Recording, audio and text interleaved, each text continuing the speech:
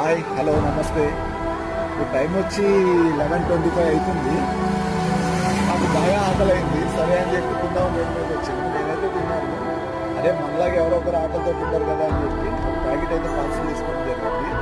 సరే ఇలా నేను ఎవరెవరికైతే ఇవ్వాలని చూస్తాను. నేను ఒకటి అనుకున్నాను, అది ఎవరు తింటారో ఇవాళ చూడాలి. మీరు కూడా నాతో పాటు రండి. ఎదగరా ఎదగరా దినకరా జగతికే జ్యోతిగా నిలవరా.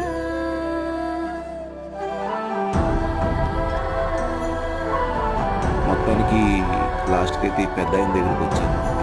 తినాలని అడిగితే ఇంకా తినలేదని చెప్పారు.